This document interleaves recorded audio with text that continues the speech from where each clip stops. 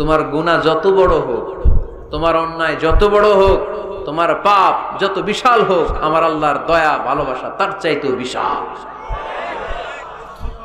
তুমি একটা ভালো জায়গায় যাও, এই এলাকাটা ভালো না, এখানে সব জালিমদের বসবাস, তুমি ভালো মানুষদের এলাকায় চলে যাও, সেখানে যে তওবা করো। লোকটার অন্তরে ভয় এসেছে, তওবার নিয়ত করেছে। বাসায় যে কাপড় চোপড় ব্যাগের ভেতরে ভরে ঘর থেকে বের হওয়ার সাথে সাথে মালাকুল মাউত এসে রূহ কবজ করেছে। ফাজাআত মালাইকাতুর রাহমা ওয়া মালাইকাতুল আযাব, রহমতের ফেরেশতারা আসছে, আযাবের ফেরেশতারাও আসছে। রহমতের ফেরেশতারা বলে, যেহেতু রিয়েলাইজেশন আসছে, ভালো পথে যাওয়ার ইন্টেনশন আসছে, আমরা রূহ নিব। আযাবের ফেরেশতারা বলে, না, এখনো তো ভালো হইতে পারে নাই, 100টা খুনের বিষয়টা সহজ না, 100 জন মানুষকে হত্যা করেছে, তার রূহটা আমরা নিয়ে সিজ্জিনে ঢুকাবো।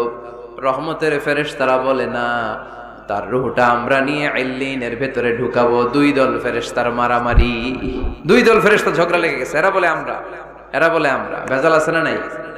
আল্লাহ বলে, ধাক্কাধাক্কি আর ঝগড়ার দরকার নাই, ফিতা দিয়ে মাপো। ভালো এলাকাটা, যে এলাকায় যাচ্ছিল, ওই এলাকাটা যদি কাছে হয়, রহমতের ফেরেশতারা নিয়ে যাবা। খারাপ এলাকা যদি কাছে হয়, আযাবের ফেরেশতারা নিয়ে যাবা।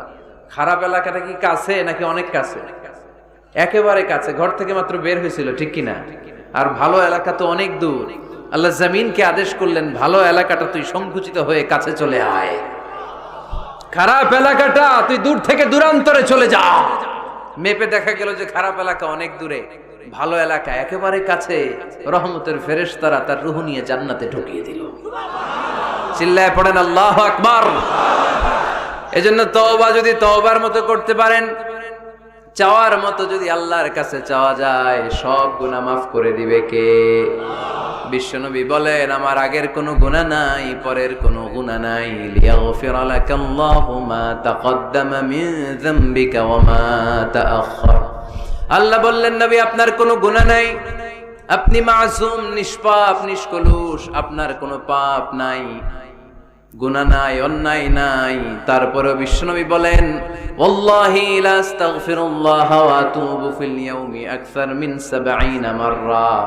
প্রতিদিন আমি বিশ্বনবী 70 বারেরও বেশি আল্লাহর কাছে তওবা করি।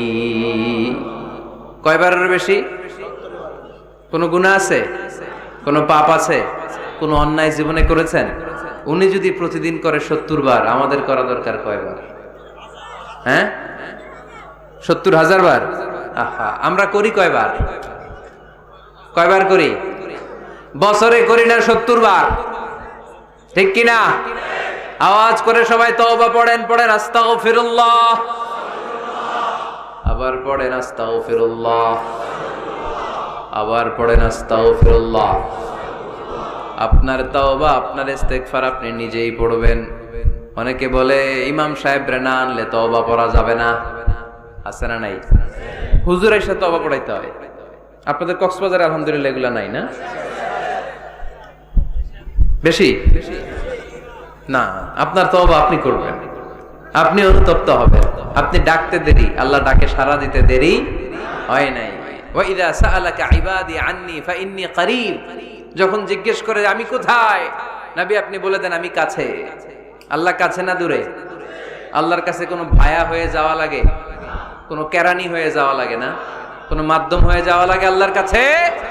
আল্লাহ বলে ডাকলেই আল্লাহ ডাকে সাড়া দেয়। চিল্লায় বলেন ঠিক কিনা? আল্লাহ বললেন, যদি আমার কাছে আসতে চাও 1 বিঘত, আমি আসি 2 বিঘত। যদি আমার কাছে আসতে চাও 1 হাত, আমি আল্লাহ আসি 2 হাত। যদি আমার কাছে হেঁটে হেঁটে তুমি বান্দা আসতে চাও, আমি আল্লাহ তোমার দিকে দৌড়ে দৌড়ে যেতে চাই। তুবু ইলাল্লাহি তাওবাতান নাসুহা, তওবার মতো তওবা করো। তওবার মতো তওবা করলে সব গুনাহ মাফ করে দিতে পারে কে? তাহলে মুমিন বান্দার প্রথম গুণ হচ্ছে আত-তাইবুনা। প্রথম গুণটা কি? আত-তাইবুনা। সবাই পড়েন, আবার পড়েন আত-তাইবুনা। তওবার 5টা শর্ত আছে। কয়টা? আরো জোরে বলেন, কয়টা? 1 নাম্বার হচ্ছে অ্যাকনলেজমেন্ট, স্বীকার যাইতে হবে যে আল্লাহ আমি সবচেয়ে বড় গুনাহগার। কি গুনাহ করছেন আপনি জানেন না? এগুলো স্বীকার করেন, একটার পর একটা লিস্ট করে আল্লাহরে শোনান, যদিও আল্লাহ সব জানে, ঠিক কিনা?